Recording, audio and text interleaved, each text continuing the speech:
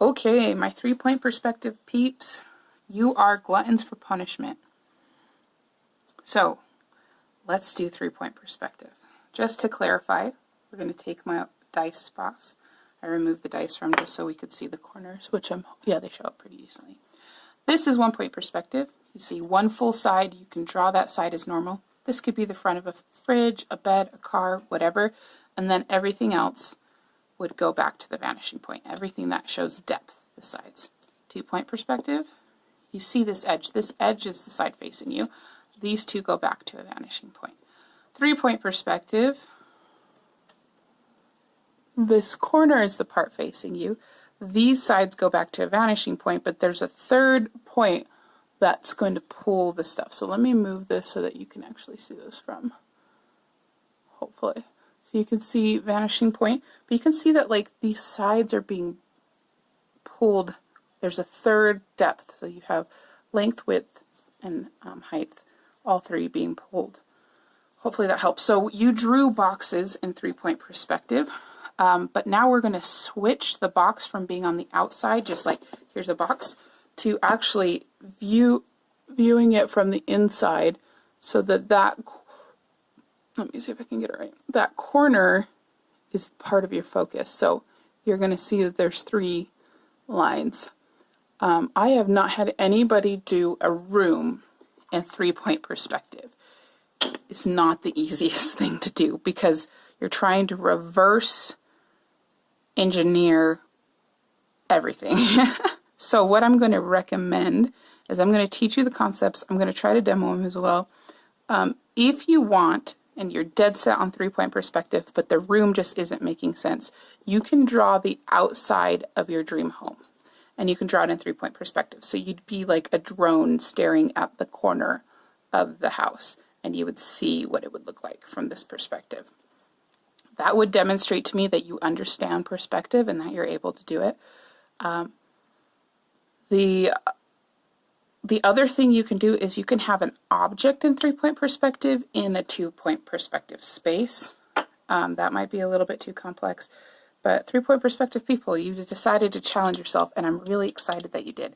So because you're doing 3-point perspective and it's a nightmare, if you're able to do it correctly, you will automatically get a 4. Okay? I don't care if you shade, I don't care if you add tons of detail. If you're able to get the items in the room and it looks like a room and it's using 3-point perspective correctly, you clearly understand perspective, and 1-point and 2-point perspective will be a breeze compared to what you will have to do for 3-point perspective.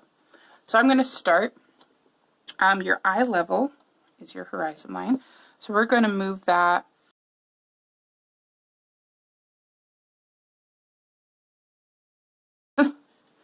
Okay, there's 1 vanishing point, 2 vanishing points. The trick is our 3rd vanishing point is as far away as possible, because we have a triangle here. As you can see, anything outside of that triangle is going to have a really weird shape to it. It's going to be kind of bent. I don't know if you guys have ever seen a wide angle lens that kind of turns the image. That's kind of what the outside will look like. It will look kind of like a fishbowl. So, which is a fun look, so we can use it for our advantage, but let's get into that. So you can use a square set, you can use a ruler, you can use the edge of a box container, you can use the edge of a book, you can use the edge of a piece of paper. Anything that's raised and straight, you can use. I'm going to use this just because it's easier to see.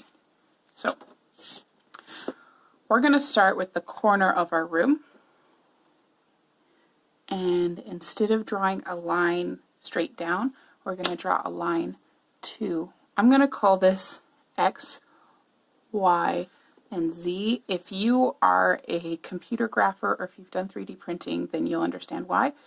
This, you can see it as height, length, and width. It's up to you, but I'm just going to use it this way. So we have the corner. Remember, the corner of our object we're going to show with a point. So this is going to be the corner of our room, and we can shorten it later if we want. Then, actually I want to move that dot right here. Okay. Then we want the sides of our room. So we're going to have this go out, right? And then somewhere along this, we're going to have the floor. I'm going to actually switch to a ruler because my square straight is not long enough. So we're using this as the corner of our room.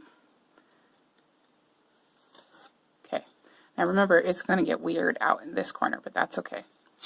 Now, wherever these two intersected, I'm going to get rid of this up here because I wanted to be able to see the ceiling,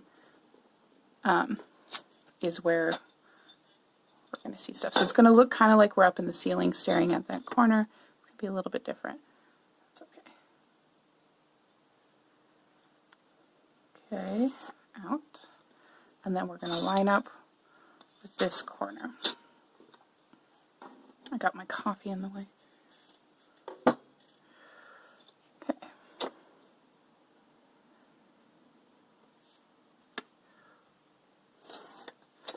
I was a little bit off there. I can go in and fix it, which I will, because I want it to, I don't want to have the base messed up before I even start. A little bit off. There we go. Okay. So now I have a floor and two walls and a ceiling. So let's erase the part of the line we don't need anymore. We can get rid of the horizon line. I'm not going to erase the horizon line completely in case I want to put a window and I want to see the horizon outside. So now we can start doing stuff like fridges or things like that. Now the tricky part with three-point perspective is figuring out where stuff is in this space. So normally with a two-point perspective, I'd be able to say, here's the edge of the fridge, and it lines up in this area. Instead, I'm going to have to say, okay, here's my corner for, I'm going to do X, and I'm going to actually line up with the edge of the room. I'm going to draw a fridge, because why not? Okay, now I can't just draw the straight edge of the fridge. I have to use the Z point to draw the sides of the fridge. Okay, now maybe I don't want a fridge to be the biggest thing in the room, so I can shrink it down if I want. Okay, so I drew a side of the fridge. Remember, if you move your angle down, it won't look like you're looking down at the fridge. It will look like you're looking at a fridge. I want this fridge to be in the corner, so I'm going to draw the line all the way to the edge because this is the floor and this is the wall. So if we're lining up with that corner, it means that it's been pushed into the corner. I'm going to use this to use the X to create this guy. Now I can move in between these. So the difficulty of three-point perspective is that nothing is given to you. It's kind of like a puzzle. You have to figure out, what do I need in order to find the next shape? Right? So the only thing I can start with is the corner of a fridge, right? Or I can start by drawing the edge of a fridge like I did. Okay. Come on.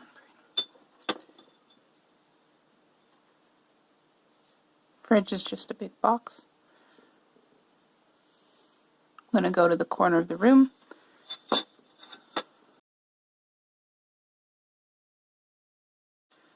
Now my natural instinct is to draw the line for the front of the fridge, right? But I can't draw anything. Nothing in this can be drawn without going to a vanishing point except for dots. You literally can't draw anything except for dots. So we always want to use our vanishing point. So let's say I got my fridge. Yeah, let's do that. I'm going to make the part of the fridge that's closest to me larger than the part that's farther away. That's part of perspective, is that things that are closest to you are larger. Yeah.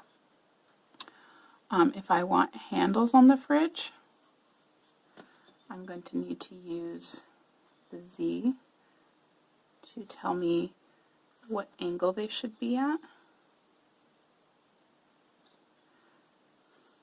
and then the X to tell me how big they should be.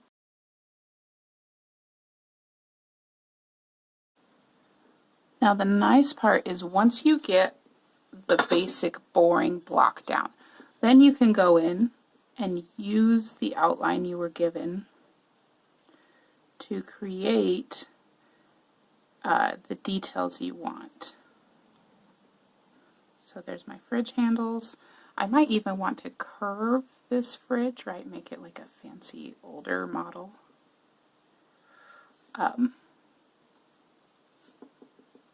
I can curve the doors. I can add lines. I can add other details where I'm following the lines that I was given before. Okay, and now it's starting to look interesting and fun to look at. So remember, the only thing you can do with 3-point perspective is draw a dot. So I'm going to draw a bed right here, and then I'll let you guys go. Again, if you need to look up stuff, do it. I don't feel like you can't. Now, the bed is going to look super weird because it's outside of that triangle, but that's kind of the fun of 3-point perspective, is that things start to look weird. So I'm going to have the bed be right next to a fridge, because who doesn't want a fridge bed? Now, if you look, my line goes over the wall because my bed's tall, and I want to pretend it's taller.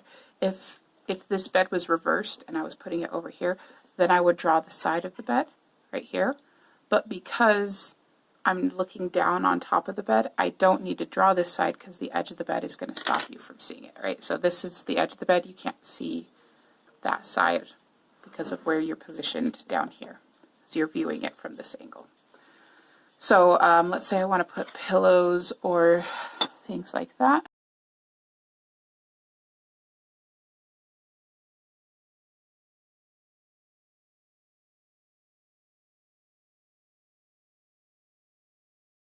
Right now what I'm doing is I'm drawing the top plane of the pillows, and that is going to make my pillows the top of them.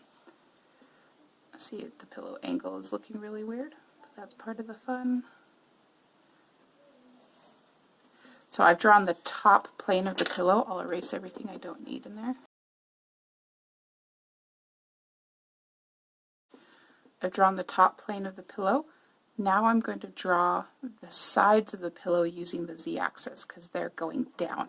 So in this scenario, because I have my horizon line up, anything that goes down is going to go to the z. Even if I move this down a little bit, the things that would be going deeper are going to use the z-axis.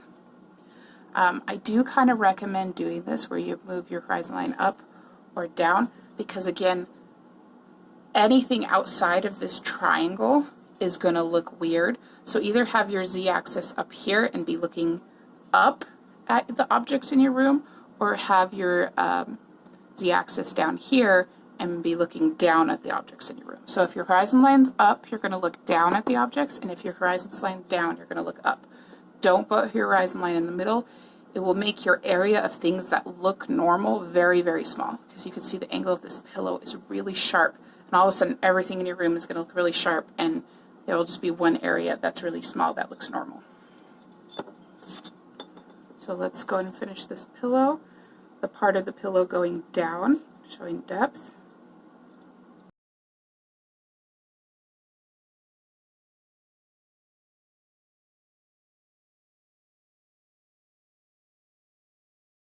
If you notice, I'm only drawing from the corners that I don't go through the square. So if I was to draw the line here, I would have to go through the middle of the square, so that means I can't see that edge. I'm going to draw this corner. Remember, I can't draw anything unless it's a corner without going to the vanishing point first.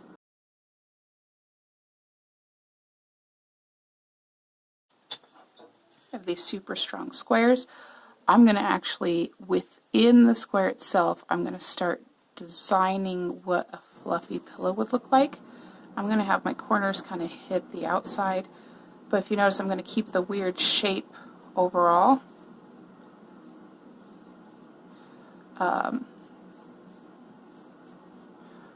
keeping the weird shape, adding a divot. So my pillows are starting to look fluffy. I can add that fluffiness to my sheets if I want. Now this is the stuff that I would normally require for a level 4. If you don't do this, you will still get a 4 if your perspective is correct for 3-point perspective, because it's so difficult. However, if you want to make your stuff look good, this is how you do it. If you want to push it to look good. Hopefully this was a little bit helpful. It helped you kind of understand how 3-point perspective is going to work within a room. If you have questions, feel free to ask me. You are also completely free to look up as many tutorials as you want. I do want to see some of your own creative flair. So if you look up a tutorial for a fridge and draw the fridge, and then look up a tutorial for a bed and draw the bed because you liked that tutorial, and then look up a tutorial for a chair and draw, that's fine. If you look up a tutorial for a 3-point perspective room and you copy exactly what they did, you won't get a 3. But if you're looking up tutorials for understanding how to do things, look up as many as you want, ask me as many questions as you want. I can film as many tutorials as you need. And I'm really excited that a lot of you chose that you wanted to do 3-point perspective. It's going to look super cool. I'm excited.